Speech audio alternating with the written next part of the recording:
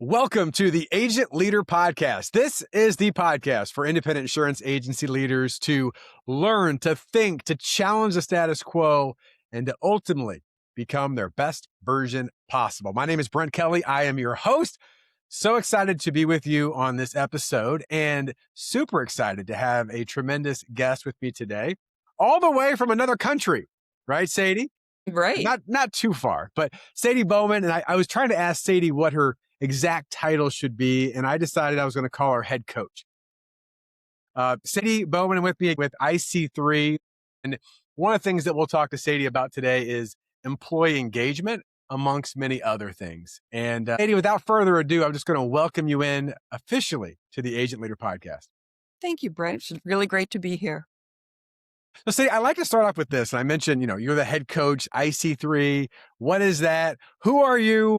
All these things. And like I said, there's so many unique things that we'll get in today, but I know you and your firm have provided such value to the independent insurance world, outside of other firms as well, but certainly a lot in the independent insurance agency world. So if you would, Sadie, just give me a background. Who are you? What your experience, a little about the firm. I'll just leave it wide open to you. Okay, thank you. Actually, I started my career in the insurance industry, believe it or not, over 40 years ago. I know you're thinking I must have been an infant. Yeah, you were so you started as a baby. Yes, I started as a baby. Yeah. So I started on the company side. I worked for Royal Insurance, or RSA. It was known as Royal Insurance back then. I started out as a commercial property casualty underwriter. I did that for a number of years. And then I took on the role of regional marketing coordinator. While I was there, I was able to achieve my fellowship with the Insurance Institute of Canada and a risk management diploma. And also in this role, when I was the marketing coordinator, I was involved in a lot of training of our staff and our brokers. And I really discovered then, that was when my nerdiness finally came in. That's when I really discovered it, is that I had a real passion around training. So at that time, I actually quit Royal Insurance and I started a training business.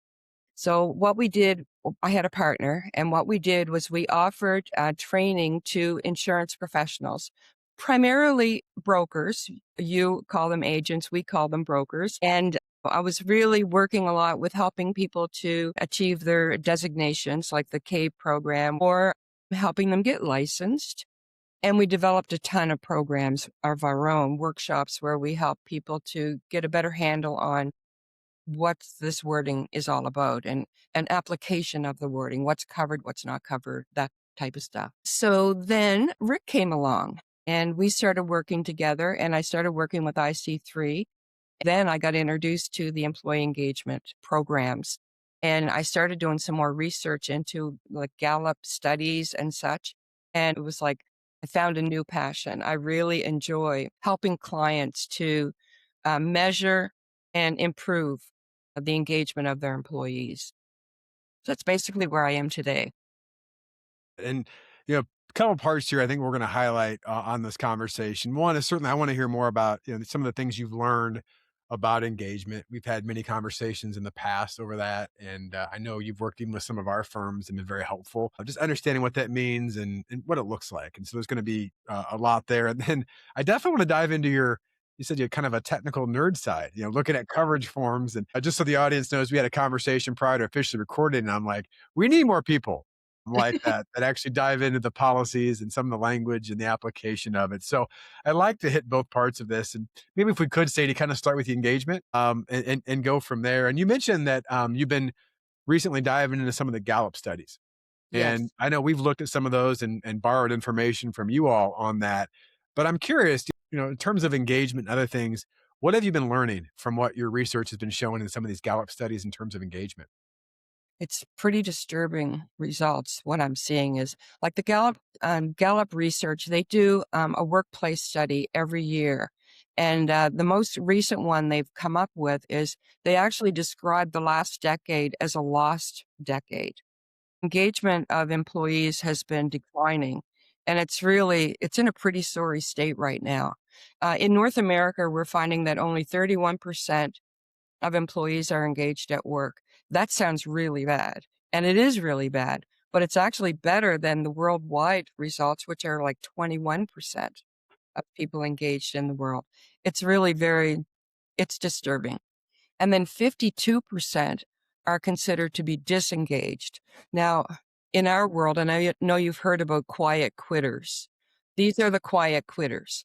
Now, I mean, really, the quiet quitters are people, they come to work every day, they work hard, they get their work done, but they're gone at 4:30, and they're there to do their job. So in the real world, you can't really complain too much about that. So they are really the people who probably employers would see their greatest opportunity to really get these people excited about coming to work. They're also the ones that are most at risk, the ones that probably could be easily swayed to another organization.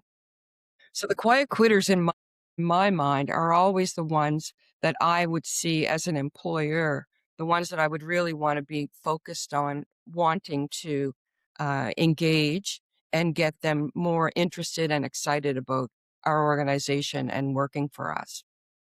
There's 17% of the group of employees in North America who they call actively disengaged. So these are the people who are, well, they're probably bad mouthing your organization. They're speaking to others, their peers, coworkers, and they're probably having a real negative impact on the day to day within the office.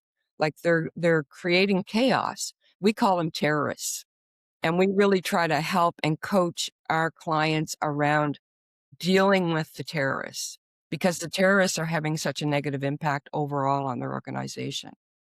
But those studies, like they're coming up with stats like 44% of employees in North America would say that they're struggling every day, and 50% of them are experiencing stress.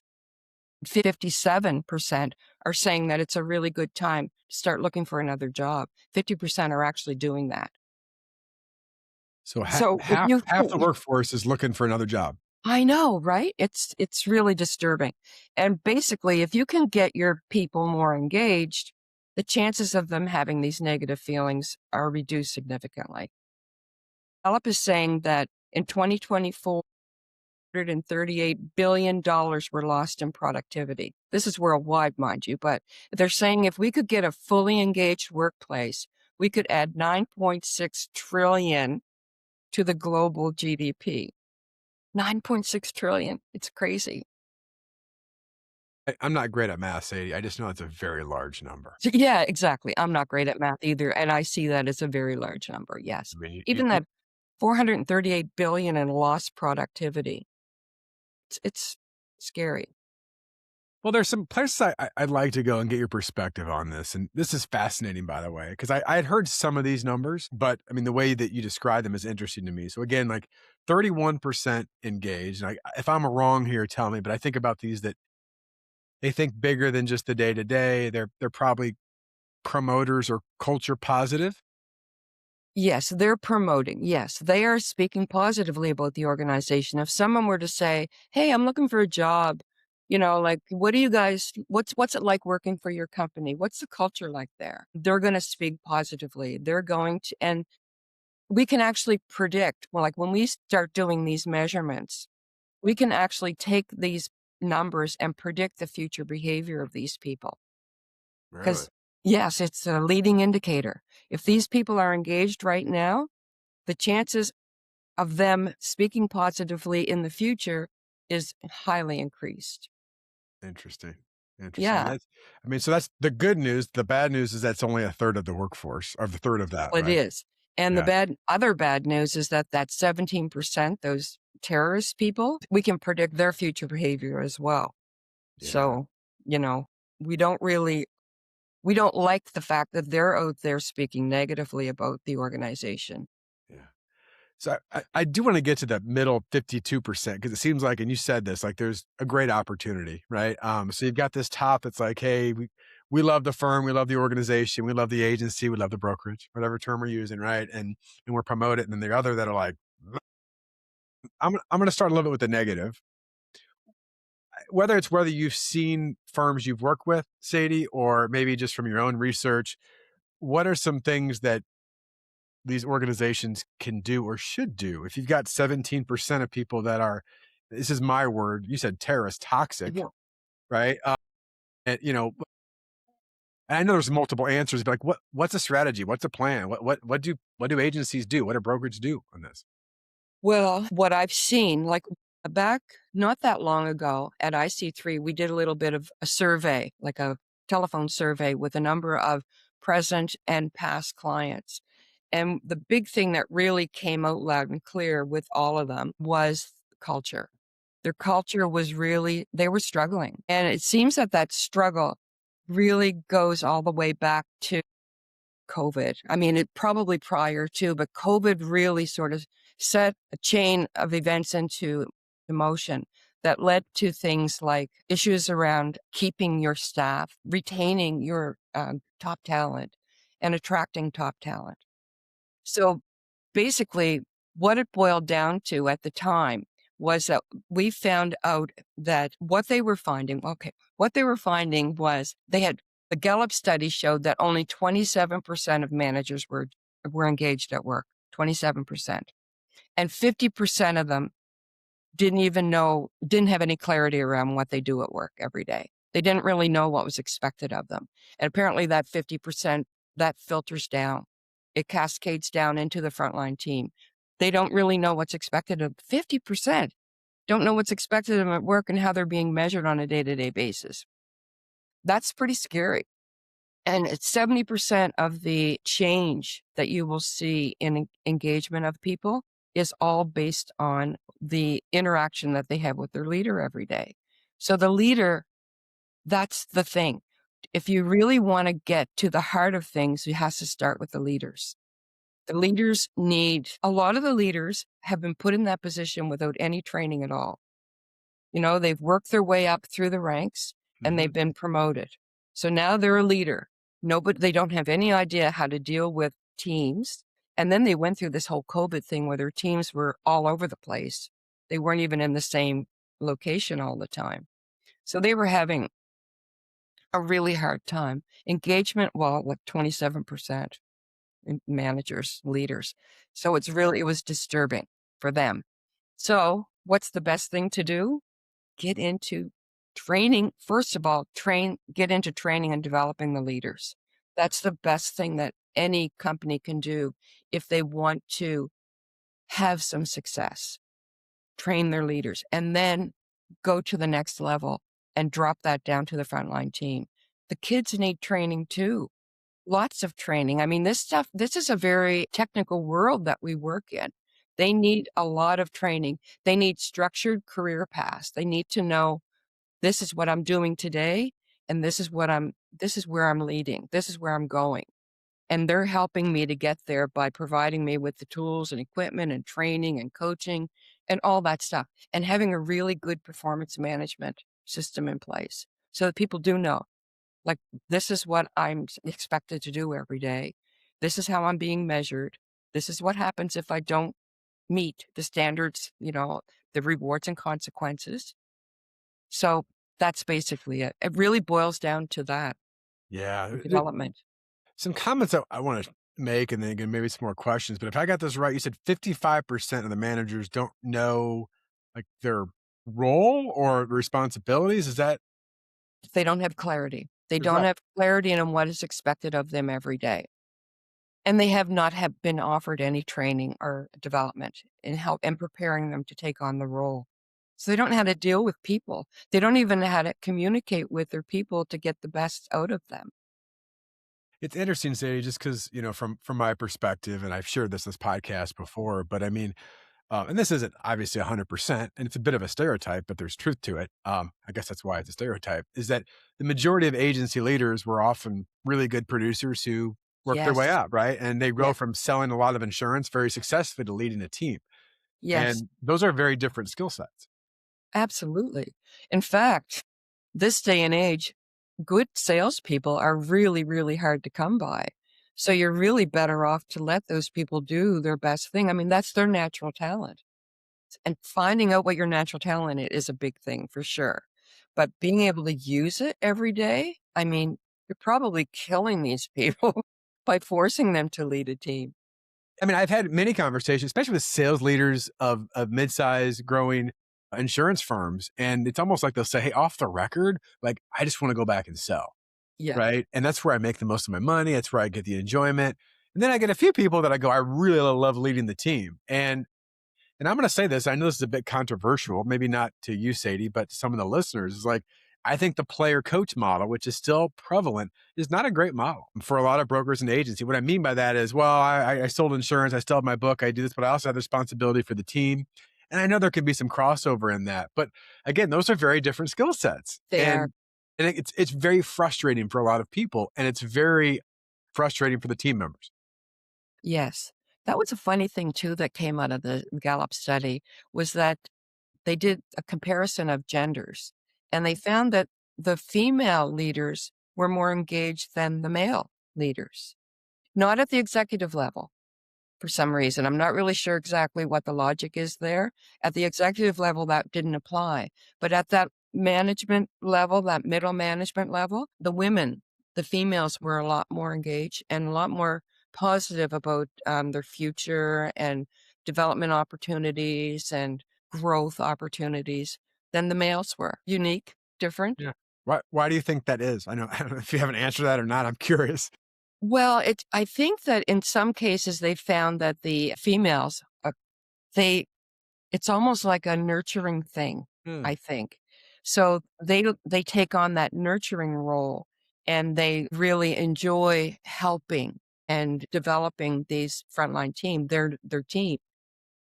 Unfortunately, the other side of it was the female, leaders were also suffering more from burnout, and probably because of exactly the same thing, Yeah. Makes sense. the nurturing side.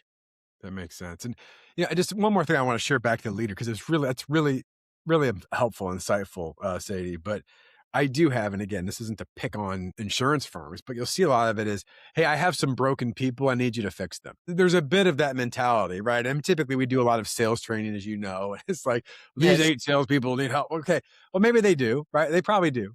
But one of the things I always tell leaders is, hey, what is the growth and development plan that you have for your most important asset, your people? And I would add on to that, what is the growth and development plan for you as a leader? I don't know. I don't really need any.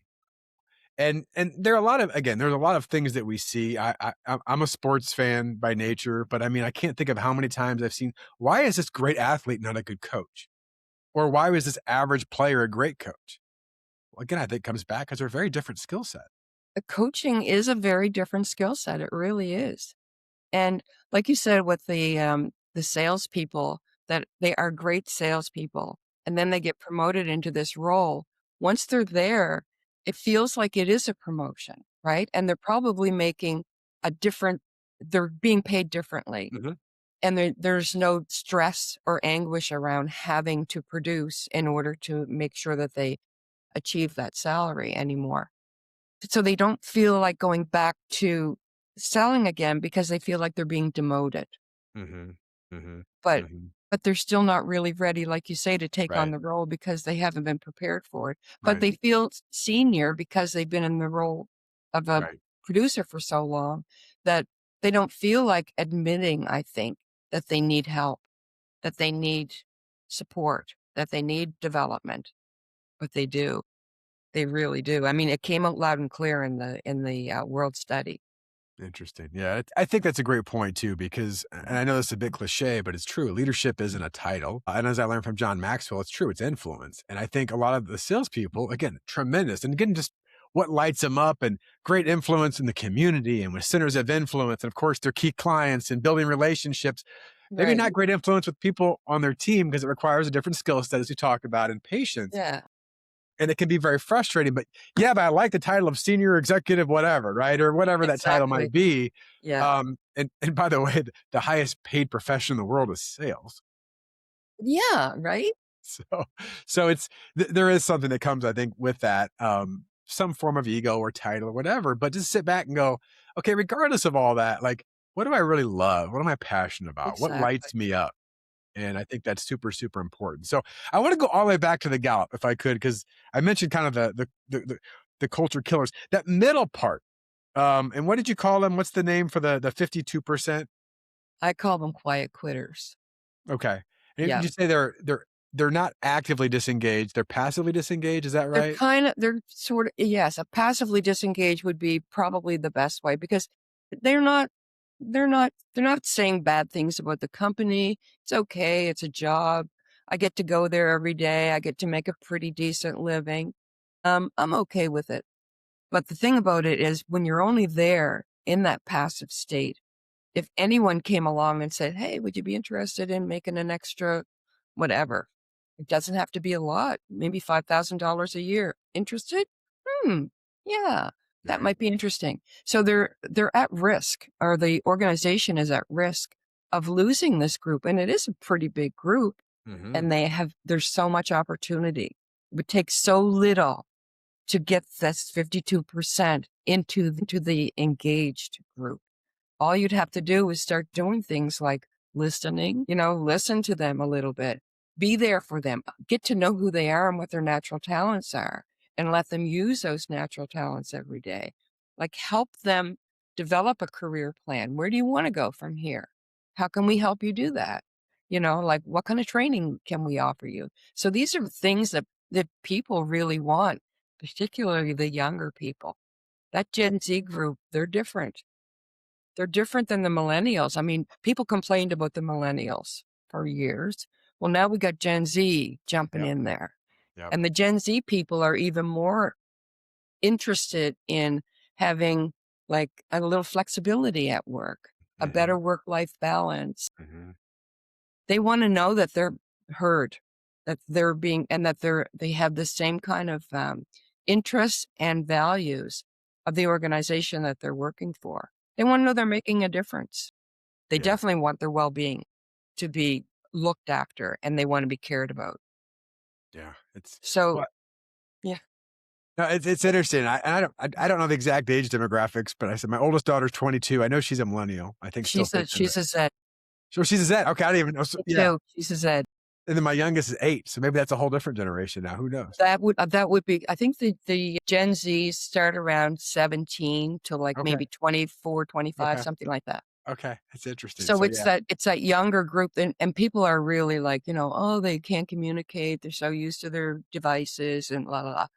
And probably some of that stuff does apply, but it's really just a matter of getting to know them and getting to know what their interests are, the same as it was for every other generation. well, and I hope agency listeners, or agency leaders listen to this.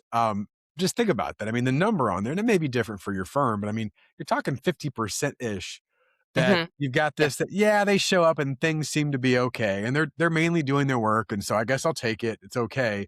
But as you said, can easily be plucked. And you probably got some really good talent in there that if you could just give them a little something, a little bit more. And I don't know if this is right because I know it's leadership listening, but I mean, sometimes it's like you don't always have to fix something, but just hear them, listen to them a little bit. And that goes it's so key. far. It really does. It's They wanna interesting. know they're being heard. I mean, that's where the survey really comes into play from our standpoint. That's one of the things that we can say, like, to encourage the staff, the employees to really participate in the survey. It's like, this is your opportunity. Like, this is your opportunity to be heard. We want to hear from you. We want you to be honest. We want to make things better. And that in itself goes a long way. See, I a question that hits me because I've seen the survey that you did and the value in it, and I do want to transition a bit to the other stuff you're working on because I find that fascinating too with some of the technical stuff. But before I go there with the survey, like to me, there's just such value in learning and hearing where people are at. But I also know that leaders are often very hesitant to do that. Yes. Yes. I mean, I think I Why? know the answer, but I don't want to assume anything. What have you Well, seen? it often means change. Oh, I mean, we have like 24 questions on this survey, and it's scattered amongst 8 different categories that, deal with things like the culture, the leadership, having the right people in the right jobs. Do you have a performance management system? How does it work? Accountability. What do you do when people do or do not meet with the standards that have been set in the performance management? if things come out of that survey indicating that, people have no idea what is expected of them at work, or they don't think that doesn't matter if I do a good job or a bad job, doesn't matter one way or the other, or my leader doesn't really walk the talk. They tell me that this is the values of this organization, or but the leader is doing this, this, and this, which is totally conflicting with these.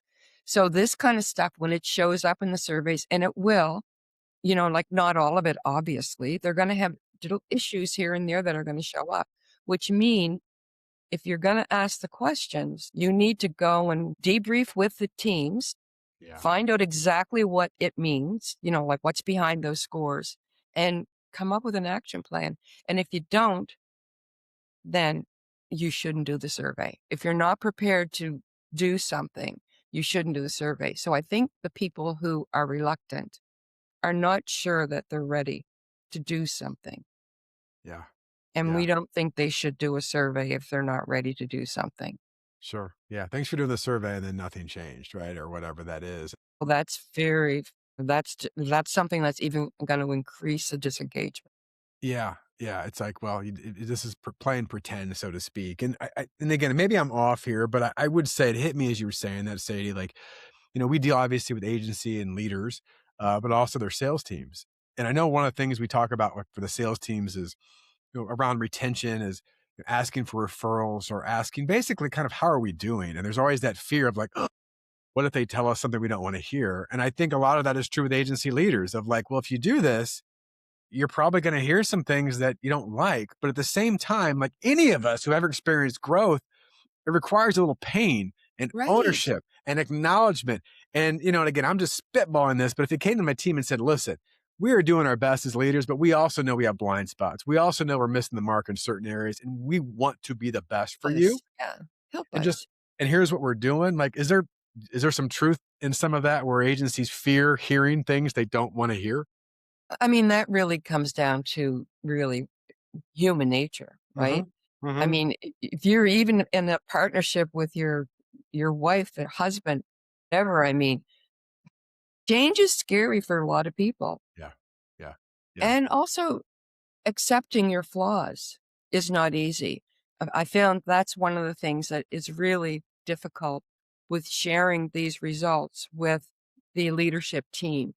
When there might be a specific leader that stands out as really having some very low scores, like the engagement of their team is very low, where other leaders maybe are extremely high Mhm. scores. Mhm. That's and that's very, it's heartbreaking for some of them. And Yeah. I've seen that. I mean, it's like some of the senior leaders don't even wanna completely share, like, there's one you've seen the report, like, the Mhm. report that actually has everybody on the same report. So you're seeing scores for everybody for each one of the questions. So you're really seeing like, "Holy cow, I'm really doing bad compared to my peers." They don't like to share all of that with everyone unless they at least get to a place where they're comfortable with sharing information like that. And a lot of have been there. They're there. It's like, "Here it is. It's up on the Yep. wall." Yep. Yeah. And Well, if you don't wanna do better, go talk to Sally. She's got a great look at her scores.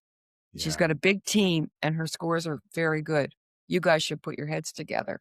Yeah. It's good. It's well, again, to me, I'm just a big believer, and that's why I think your survey again is so valuable because, like, I would say people want to take action, but the best actions come from the greatest awareness. And Yes, sometimes we do things that aren't even, well, I'll do this because I'm doing something. Yeah, but is it the right thing? And sometimes again, you put that in front of you. If you're able to say, hey, listen, I own it and I struggle here, but I really want to get better. Well, now you know. exactly. Yeah. And yeah, but there has to be some of that, like. And by the way, in my role in talking to leaders, it's not always easy to say, hey, listen, one of the biggest problems of your firm is you. Yeah, I know. Well, who I wants know. to hear that, right? No But one wants to hear that.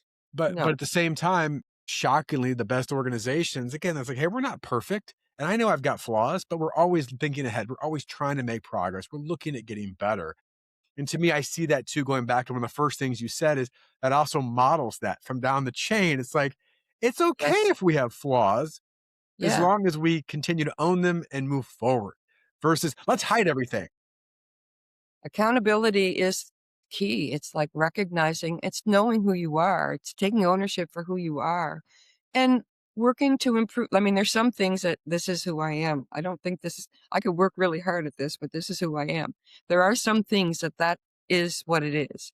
But I mean, there's a lot of things from the leadership standpoint on just little things that with development, with training, with support, like you can learn these things Yeah. and Yeah. you can improve these things. Well, and I think too, you're right. There's certain things, yeah, that I'm not wired. I don't do well. We talked about some of that before we started, before we started recording this.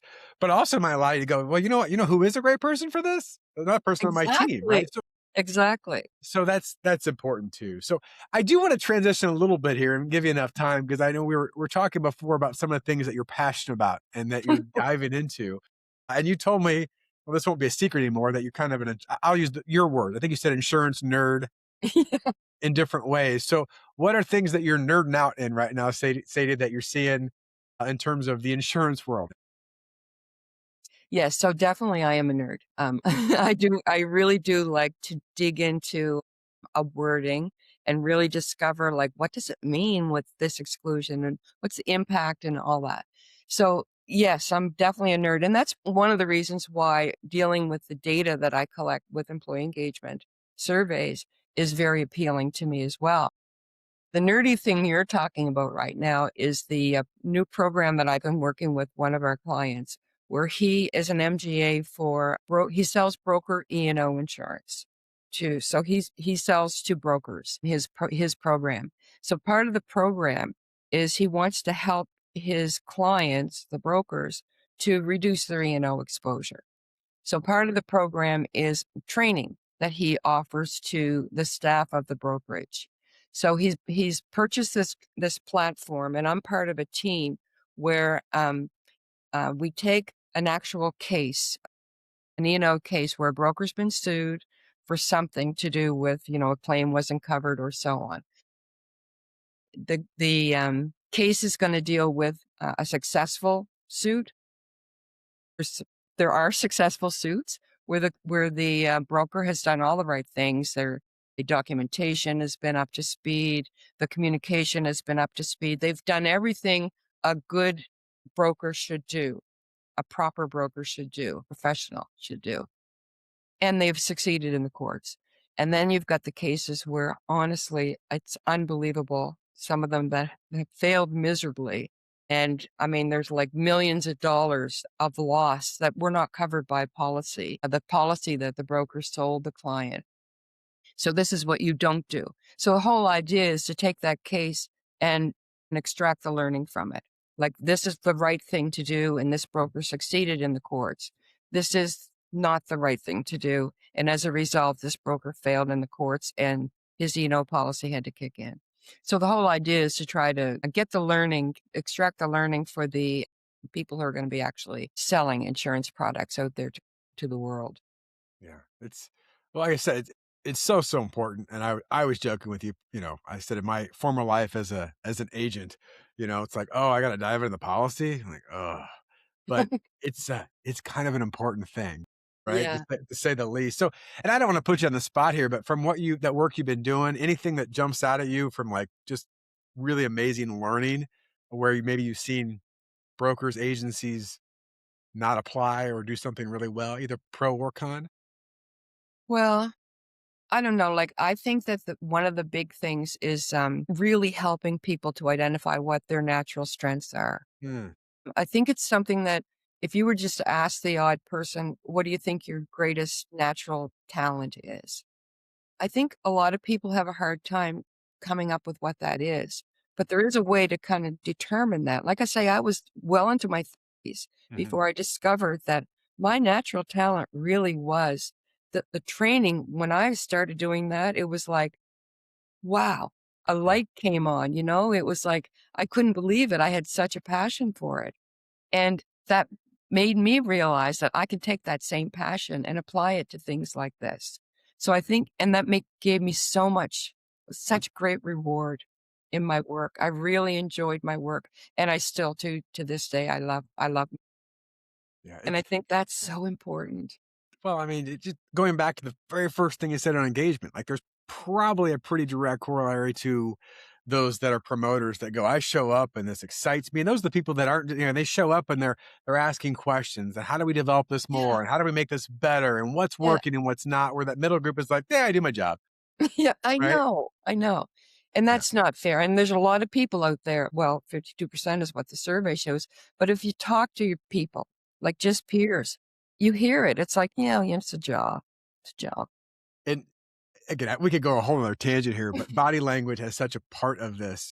In my role, being able to work with leaders on coaching calls or do large training programs, even whether I'm in person or I'm many times on a screen like this, you can see the physiology change Oh, pretty yeah. quickly. And Yes. there's a lean in and the face lights up, and you're like, Excitement. wait a second, tell me Yeah. more about this. And it's like, okay, how do we get you to do more of that? Right. Exactly. Yeah. It's It's not brain surgery or brain surgeon work. It's easy stuff to figure out really is if you know what it is that turns their crank, give them more of that. right, right. And, I guess goes back to, kind of put a bow on this from a leadership perspective. Like, there's so much, and Sadie, thank you much for sharing so much of that because I think it's so powerful. But just sitting back and you see this, like, how can I put my most important asset, my people, in the best position to win? Exactly. And there's a lot of things to think about with that. I get it. But sometimes we get such into the technical that we forget, hey, these are human beings and they have Yes. interests and passions and wants and desires and likes and dislikes. And if we can Yes. start to just sit back and listen, not that it's going to be a perfect transition, but wait a second. Boy, I really Mhm. noticed something there. And Right. by the way, that turns that 52% into that top end pretty quick. Exactly. That's the thing about the 52%. They're sitting on the fence. They don't really know. They're just going into work every day. They could turn into your detractors. They could turn into the people who don't want to be there at all.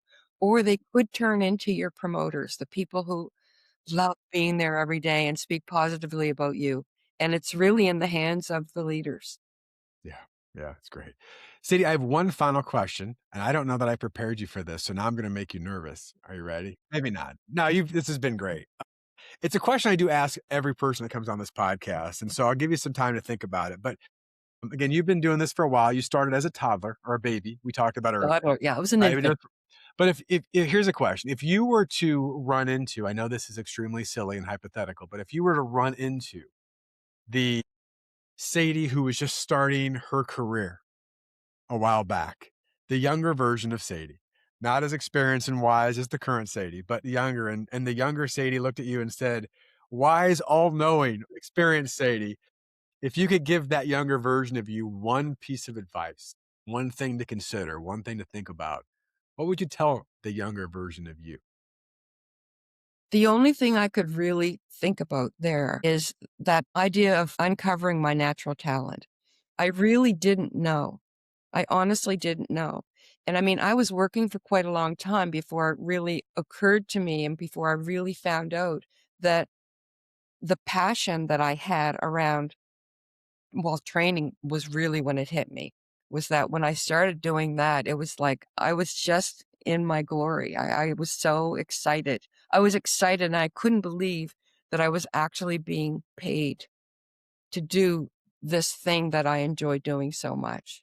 So if I could talk to my younger self, I would say, do everything you can right now to kind of figure out if it's like take a course, go through a program, Yeah, talk to people, get a coach, something, but find out what it is that makes you tick and do it. Do as much of it as you can.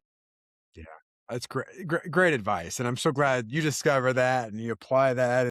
Again, I don't wanna add or take away much for anything you said because it's so good, but I mean, what hit me on that, I think a lot of people, maybe if I'm wrong here, I kind of feel a pressure that, well, I should think this way, or I should do these things this way because whether it's expected by an organization or a person or a parent or whatever, when deep down there's like, oh, but I really like that. Yeah.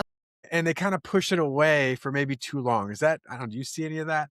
Yes. Yes, I do. So many people do what they think is expected of them. And I mean, I did it. You probably did it too Oh, in your young life. It's something that you grow into who you are, and then You just have to be you and not what other people expect you to be. I don't think I shared with the audience here, but, and again, I enjoyed being an insurance producer. I spent 15 years doing it, and I think I was pretty good at it, but I started doing some speaking things to grow my business and different things, and I'm, like, creating some What content, did and you? I would go to, events and talk to people, and not that they would ask for advice, but I would share. I found myself started doing some levels of coaching I didn't even know was coaching, and I was like, "That's what I wanna do." Right. And people are like, "Well, how could you leave a book of business and you're making good money and you could basically coach the rest of your life," and all this kind of stuff, which I was like, "No, but I wanna go do that." And I again, know. everybody's got their own journey, and I know there's fears and doubts of it, but I think that last part, Sadie, I mean, this all ties together back to employee It engagement does. It does. is It really super, super. does. I mean, that's when I had a really secure, good job with a large insurance company. They loved me, and when I found out this thing about training that I love so much, and I really did like underwriting too, don't get me wrong. That was something that really did turn my crank. But training, oh my, I could not believe it. Quit the job. And then there were people that said that to me, like, "Are you crazy? What are you thinking? This is secure. It's a good job. They really like you there. You're gonna have a future with them. You can retire with them." The thoughts of retiring with in this role, it almost made me wanna cry. Mm, I did what I really wanted to do, yeah. Wow, I and I love it. didn't regret it at all. Yeah. Well, I'm glad you did, and I'm glad you joined me. So, Sadie, where can again, if people want to reach out to you just to connect, say hello, where's the best place people can find you? Email or if your website, whatever's best, Well, wherever we you're. have a website, Yeah. ic3.ca, Sadie at ic3.ca. Perfect. Perfect. Well, again, if you're fascinated like I am with Sadie and what she's doing, reach out to her, say hello, and get to know more about her and what she's doing. So, Sadie, it's been a pleasure to have you on the podcast. It's been a delight. I knew Thank it'd be you. a really, really interesting interview, and I learned a ton, and I did. So, thank you so Thank much. you. Thank you, Brent. It was really interesting for me too. Thank you so much for having me.